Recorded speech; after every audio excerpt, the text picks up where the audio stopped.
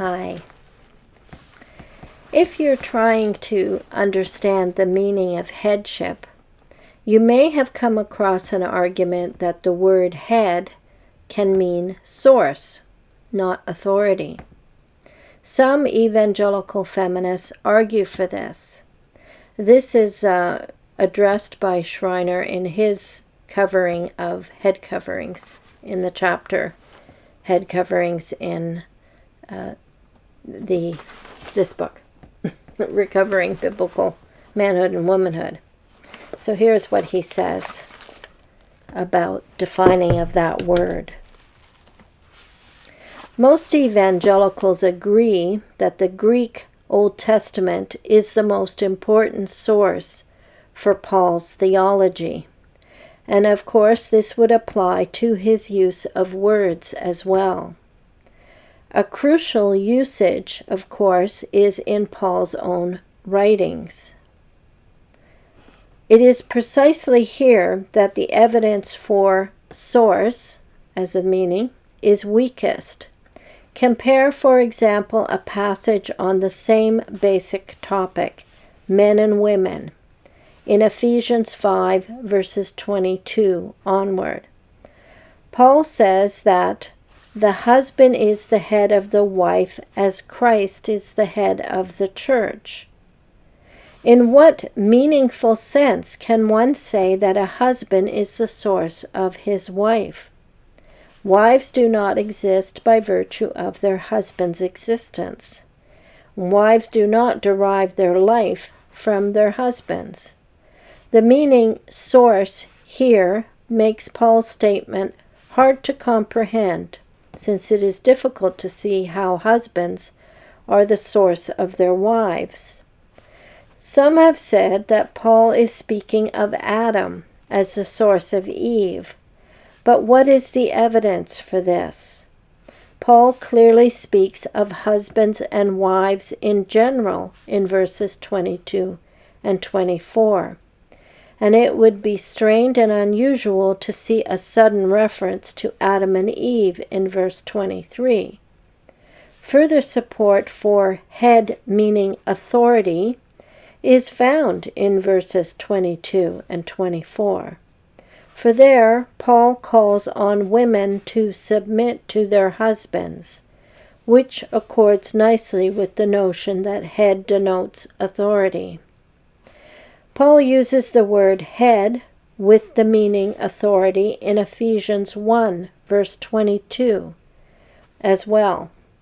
Beginning with 1 verses 20 and onward, he says that God raised Christ from the dead, seated him at the right hand, far above all other authorities and powers, subjected all things under his feet, and gave him as head over all things to the church. The entire context focuses on the enthronement of Christ and his exaltation. The focus on the exaltation of Christ in the context suggests that the meaning of head is authority. Such an interpretation is confirmed by a parallel passage in Colossians 2, verse 10. There, Christ is said to be the head over every power and authority. Here, head must mean authority, not source, because the same rulers and authorities are also spoken of in Colossians 2:15. And there they clearly refer to the demonic powers that were publicly humiliated and led in a triumphal procession through Jesus' death and resurrection. Paul is not saying to the Colossians in 2:10 that Jesus is the source of these demonic powers.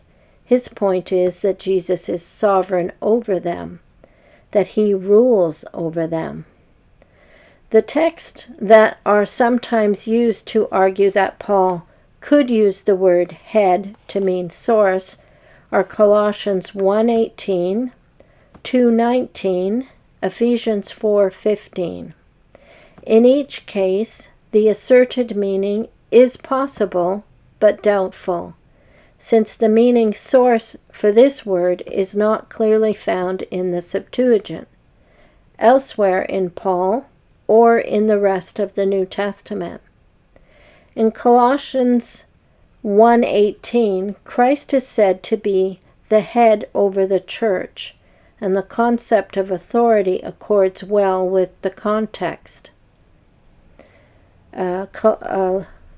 Colossians 2:19 and Ephesians 4:15 could be translated as source, but Paul is probably saying in these two passages that the sovereign of the church is also the one who sustains and strengthens the church. So then, in his final words, he talks about the significance of going back to the Corinthians 11 passage, the significance of it for us today, which I found quite helpful. Here is what he says. More specifically, if women pray and prophesy in church, they should do so under the authority of male headship. Now, in the first century, failure to wear a covering sent a signal to the congregation that a woman was rejecting the authority of male leadership. Paul was concerned about head coverings only because of the message they sent to people in that culture.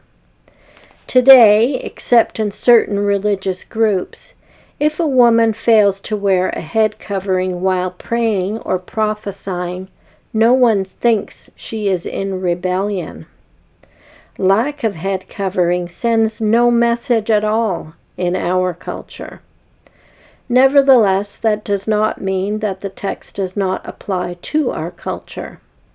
The principle still stands that a woman should pray and prophesy in a manner that makes it clear that they submit to male leadership.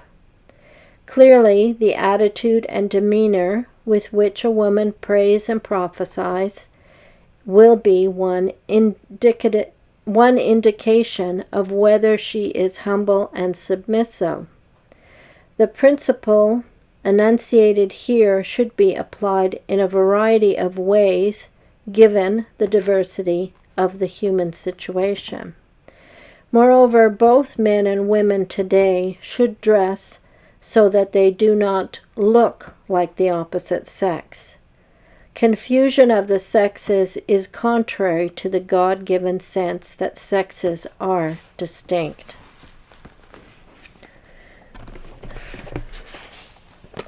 So today, I'm in agreement with him.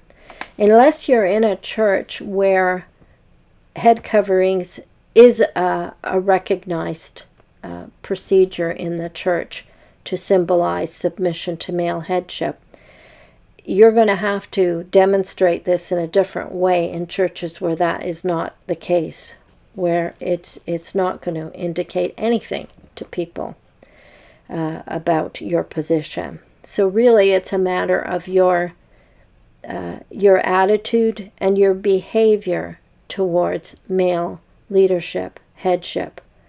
So do you carry a demeanor of support and respect to the men who are in your worship circles? This is how I've been able to deal with the passage, particularly about whether or not I should be wearing a head covering. Okay, I'm going to link to a video called Humility, Self-Forgetfulness, Self-Sacrifice, the Marks of All Who Claim to be Christians. And it's based on some readings I was doing in C.S. Lewis's book, The Screwtape Letters. So what you have to know is that in the Screwtape Letters, it's a fiction of a senior devil speaking to a junior devil. So he brings out many of the issues that face people in their Christian walk, things that stumble people up, things that throw them off. And he does it by means of the devil's tactics in throwing people off. Thank you for watching.